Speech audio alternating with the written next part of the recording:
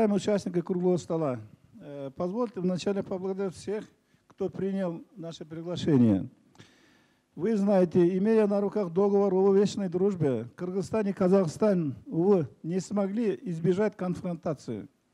Встречу Назарбаева с кандидатом президента Бабановым, оценив как вмешательство во внутреннее дело государства, как известно, Атамбаев допустил ряд нелестных высказываний в адрес соседнего государства и его лидера.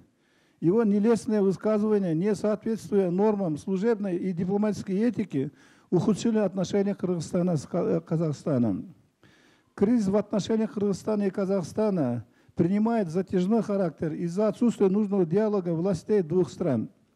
А после последних высказываний президента Атамбаева данный кризис обрел даже тенденцию к углублению. Считая это недопустимым, мы решили созвать круглый стол, чтобы обсудить пути восстановления кыргызско-казахской дружбы.